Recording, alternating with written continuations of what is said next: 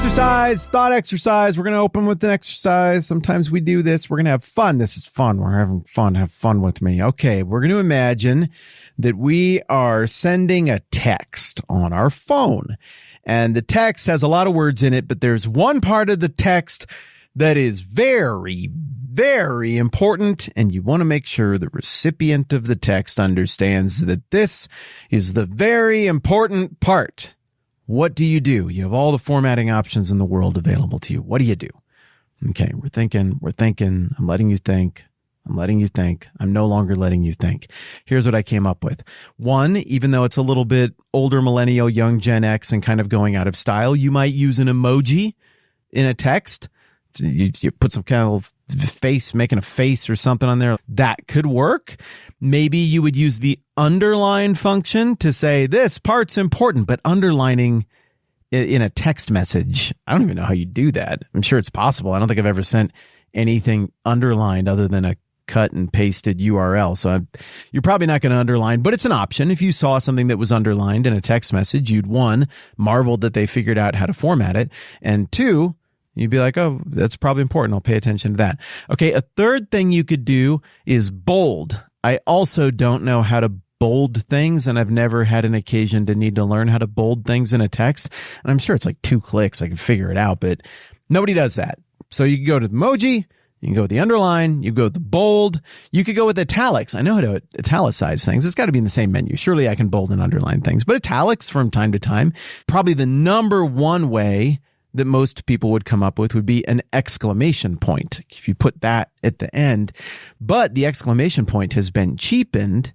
It doesn't hit as hard anymore because we use it all the time for everything. And if you use AI at all, oh my goodness, does the AI chatbot, when it's constantly, cloyingly, sycophantically affirming every single thing you say to it, boy, it uses the exclamation point all the time. You're great. That's awesome. Wonderful point. Nice catch. So maybe you wouldn't use an exclamation point now because it just doesn't mean anything anymore. Like if you send a text and you're like, thanks, period. There's a certain age of people in the world right now that makes them mad. They're like, why are you mad at me? Why did you say thanks, period? You should have said thanks, no, period, or thanks, exclamation point, because that just means neutral thanks. I guess when all your punctuation is special, none of it is. So I don't know that exclamation point really gets the job done anymore either. I'm going to go with this for the number one answer that would actually work and that is easy to do formatting wise. You've probably already thought of it. I'd go all caps. You just double click the shift button, the left thumb, and then type whatever you're going to type. It's big and it stands out, and it works if you're somebody who isn't the grammatical equivalent of the boy who cried wolf. If you always text in caps, then this isn't going to do anything for you. You've left yourself absolutely no option to say this part is important. But if you're a dignified human being and you conduct yourself properly, even when banging out quick texts, and you don't always text in all caps, then all caps would say to the recipient, this really, really matters. Okay, you probably thought that was the thought exercise, but it was only half of the thought exercise.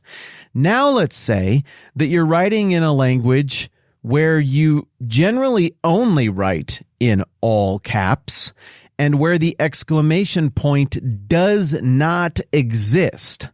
What do you do now? How do you stress to somebody that this part is really, really important? I'm talking about first century Greek here, and I'm specifically talking about the book of the Bible that we're working on, the book of Galatians in this season, season 5, which is almost over here, of this podcast. The book of Galatians was written once. You probably knew that and you've probably thought about it, but let's just think about it a little more. At some point, Galatians didn't exist. At some point, Paul, the guy who wrote it, thought to himself, there should be a Galatians. And then he roped in his buddy, and we'll talk more about that in a minute, but he roped in a scribe. This was a very common practice for people who wrote lots of letters or epistles in the ancient world. They would have somebody who specialized in quickly and very legibly recording what an orator or a great leader was saying so that they could really get that out quickly, clearly, readably. And These people tended to be pretty good, I think, also at writing small, still legible, but little, so you could get a lot into whatever size of parchment or scroll or papyrus or whatever you were writing on at the time. So at one point, there was no Galatians. Paul became aware of what was going on with the Galatian churches. He's like, there just has to be a Galatians now. I have to write this, and it's a big deal. But I have to write it in such a way that there's sort of an emotional ebb and flow to this thing so that the people will hear me and stick with me. If it's just one giant wall of screaming text, we all know that's not particularly persuasive. Paul was a great orator in the tradition, really in three traditions: the Greek tradition, the Jewish tradition, like a rabbinical tradition that is, and then also kind of in the Latin tradition. I don't know that Paul did much of anything in Latin. He wrote in Greek, but he was a guy who had his 2 feet in 3 different worlds in this regard. And one of the most revered roles or jobs that you could have in the ancient world was being a master of words, somebody who could stand up in front of people and friends, Romans, countrymen, the situation. We see Paul in so many different moments just jump in front of people, important people, angry people, rioting mobs, and start talking, and it's always pretty dang good. So Paul was really good with words. People in the ancient world who were good with words had a scribe. There's a fancy word for that, like amanuensis, but we'll go ahead and stick with scribe for the sake of our conversation. So there's no Galatians.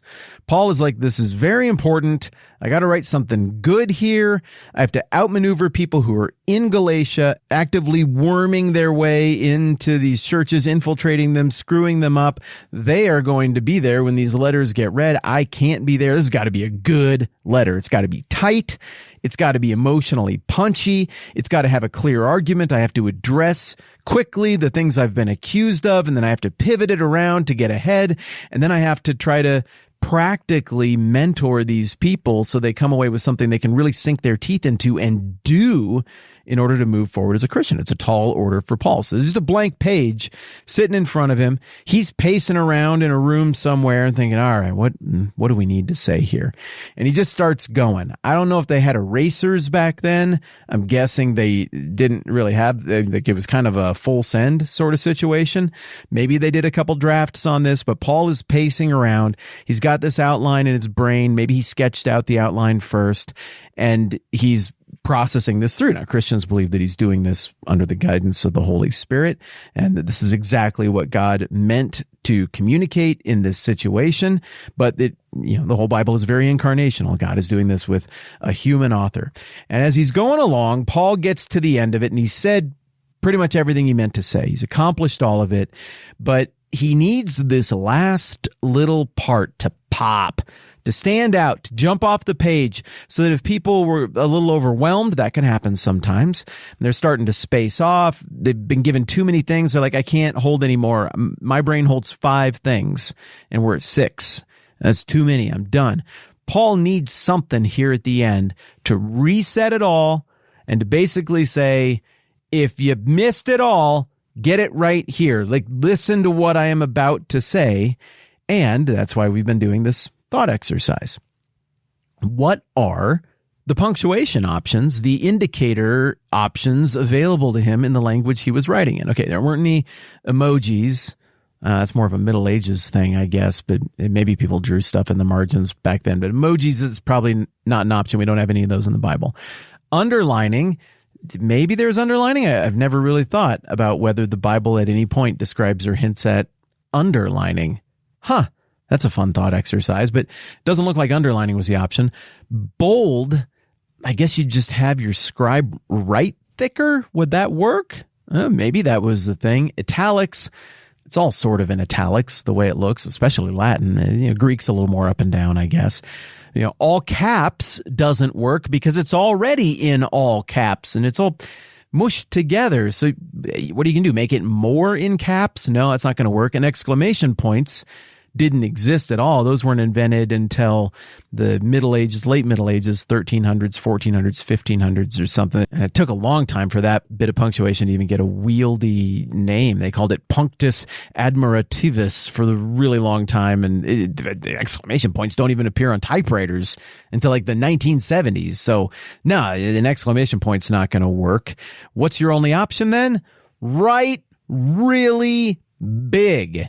Like, this part is huge, like John Hancock style. I want the king to be able to see this signature without his spectacles on. John Hancock. There you go. It looks like that's the strategy Paul employs right here in the final push, the last 7 verses of the book of Galatians, which are entirely consequential. He's really doing something here. And it looks like here in verse 11 of Galatians 6, as he introduces this final little block of thought, it looks like what Paul is trying to do is he's saying, this next part is really, really important. Pay attention. Don't space off. If you didn't get anything else, at least really get this next little bit. He says, quote, see what large letters I use as I write to you with my own hand.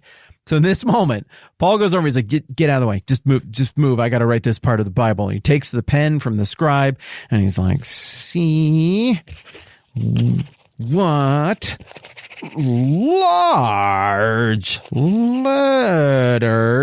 And some people think that Paul had a vision issue. Maybe we'll talk more about that tomorrow. And so some people look at this passage and they're like, oh, well, see, this proves that Paul had an eyesight issue. And so he wrote with large letters because it was hard for him to write small. That could be that.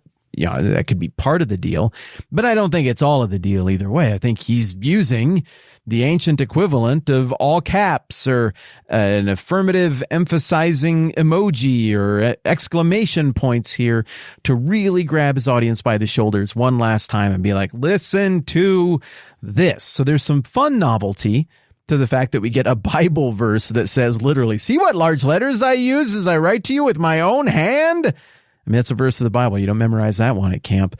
But it's awesome that it's there as just a reminder of how human this whole document that is from God is in its presentation to us. But it's also an interpretive cue for you and me who already have so much time in the book of Galatians that we should really pay attention to what happens next and not go into autopilot mode and be like, he's probably just going to say hi to a few buddies and be like, pray for me. I'm trying real hard. Do you believe in God? Okay. Cross symbol, bye. No, he's really going to do something here, and we should pay attention to it. And that's what we're going to do over the next few episodes. All right, that's good for now. I'm Matt. This is a 10-Minute Bible Hour podcast. Let's do this again soon.